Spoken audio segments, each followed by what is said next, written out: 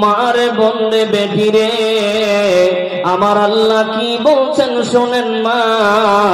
যদি আপনার ভিতরে আমার ভিতরে এই গুণটা থাকে, আব্বা আপনাকে বলবো আপনার ভিতরে যদি এই গুণটা থাকে তাহলে আল্লাহর কাছে আজকে ক্ষমা চাইবেন, নচেৎ আল্লাহর ভালোবাসা পাবেন না। আমার আল্লাহ তাবারক তাআলা বলছেন বিসমিল্লাহির রহমানির রহিম, ইন্নাল্লাহা লা ইউহিব্বুল খায়িনিন। আল্লাহ বলে বান্দারে নিশ্চয় আল্লাহ খেয়ানতকারীকে ভালোবাসেন না, নিশ্চয় আল্লাহ খেয়ানতকারীকে ভালোবাসেন না।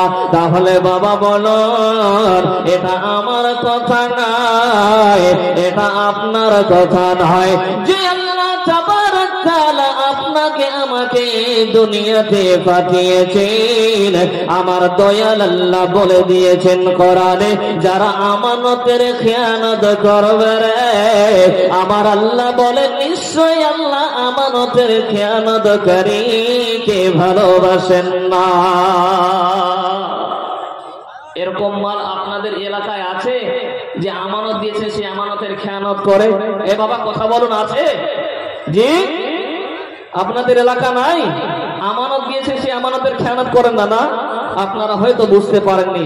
শুনেন বা, আল্লাহর নবী বলছেন মুনাফিকের তিনটা আলামত। কোটা বললাম বা, কথা বলুন, তিনটা আলামত বিশ্ব নবী বলছেন। শুনে নেন বাবা মার, আপনি বললেন আমাদের এলাকায় আমানতের খেয়ানতকারী নাই, তাহলে আমি আপনাদেরকে এক একটা করে বুঝিয়ে যাই।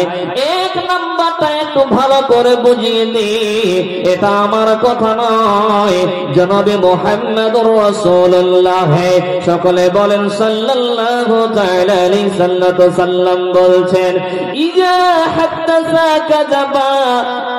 মুনাফিকের এক নাম্বার আলামত হলো বন্ধু, মুনাফিক যখন কথা বলবে কোথায় কোথায় মিথ্যা কথা বলবে।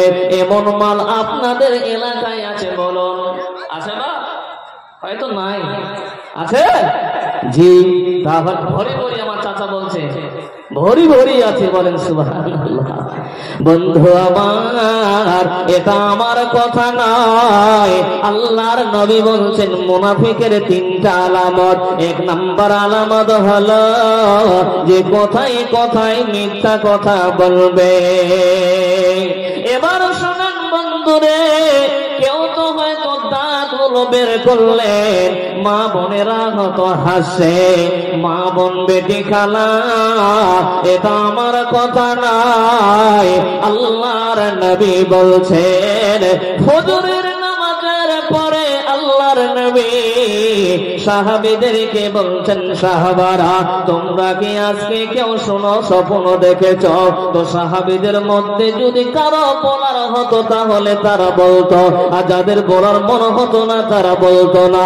কিন্তু আল্লাহর নবী বলছেন, সাহাবারা রে আজকে রাতে আমি স্বপ্ন দেখেছি। আল্লাহর নবী বলছেন, সাহাবারা আমার কাছে দুইজন ব্যক্তি আসলো, আসার পরে আমাকে বলছেন ইনতালে চলুন, আমাকে উঠালো, বসিয়ে দিল, তারপরে বললেন চলুন চলুন। আমি যেতে লাগলাম, যেতে যেতে বন্ধু আল্লাহর নবী বলছেন, সাহাবারা রে একটা মানুষের গাল যেন লোহার আঁকড়া দিয়ে চিড়া হচ্ছে, লোহার আঁকড়া দিয়ে এই গালের মধ্যে লাগিয়েছে বন্ধু। মা বোন বেটি খালা শোনান মা, লোহার আঁকড়াটা লাগিয়ে দেওয়ার পর তার কানটাকে চিরে বাঁ দিকে নিয়ে আসে, আবার বাঁ দিকে লোহার আঁকড়াটা লাগিয়ে দিবে, আবার ডান দিকে নিয়ে আসে। লোকটা চিৎকার করছে, আল্লাহ বাঁচাও, আল্লাহ বাঁচাও, আল্লাহ বাঁচাও, আল্লাহ বাঁচাও। মা আমার বন্দে ঠিকানা। আল্লাহর নবী যখন এই দৃশ্য দেখলেন, আল্লাহর নবী বলছে এরা কারা রে? আল্লাহর নবীকে বলে ইয়া রাসূলুল্লাহ, ইয়া হাবিবাল্লাহ, এরা হলো ওই সমস্ত মানুষেরা হলো ওই লোকটা। এই লোকটা সকালে বাড়ি থেকে বের হতো, বাড়ি থেকে বের হওয়ার পর মিথ্যা কথা বলতো, মিথ্যা কথা প্রচার করতো। তাহলে বন্ধুরে, এমন মানুষ আপনাদের এলাকায় আছে কিনা? আজকে চায়ের দোকানে বসে, বাজারে বসে মানুষের গীবত ছাড়া মানুষ আর কিছুই বুঝে না। হে মহিলার দল, শুনে নেন মা, যারা মিথ্যা কথা বলবে, যারা মিথ্যা কথা প্রচার করবে রে, ওই লোকের লোহার আঁকড়া দিয়ে তার গালকে চিরে চোরমাচার করা হবে।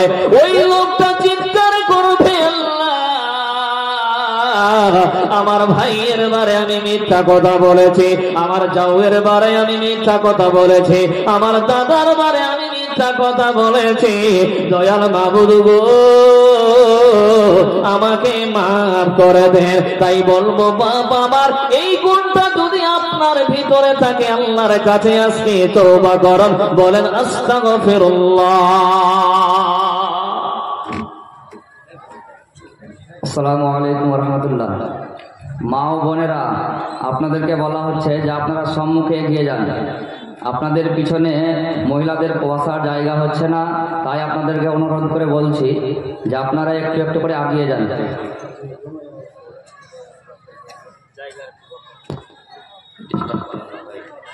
তো মিথ্যা কথা ত্যাগ করতে হবে না, নাহলে গালটাকে চিরে চুরমাচার করবে। পুরুষের মধ্য থেকে পুরুষরা একটু কমে মিথ্যা কথা বলে, কিন্তু মা বোনেরা বেশি মিথ্যা কথা বলে। ওরা পায়খানা করতে বললো তারা গীবত করা ছাড়ে না। কথা ঠিক না বেঠিক বলে? জি, ওরা পায়খানা করতে বসলো তারা মানুষের গীবত করে। তো বাপজান, মিথ্যা কথা থেকে খুব সাবধান। তো মুনাফিকের এটা হলো আমানত। এবার 2 নাম্বার চলেন, আল্লাহর নবী বলছেন, আল্লাহর নবী বলেন, ও তুমি নখানা আমানতের খেয়ানতকারী রে, যারা আমানতের খেয়ানতকারী হবে রে, আল্লাহর নবী কোরআনে বলছেন, হে আমার গোলাম, হে আমার বান্দা বান্দেরা, নিশ্চয় আল্লাহ আমানতের খেয়ানতকারী পছন্দ করেন না। চাচা, আপনি বললেন আমাদের এলাকায় আমানতকারী নয়। অধিকাংশ মানুষ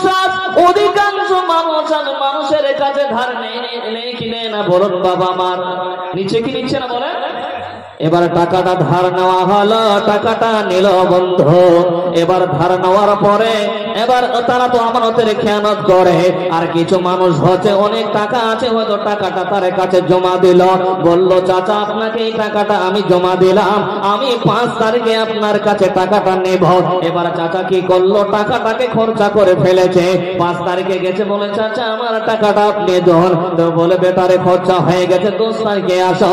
এইভাবে 10 তারিখ করতে করতে মাস শেষ করে দে।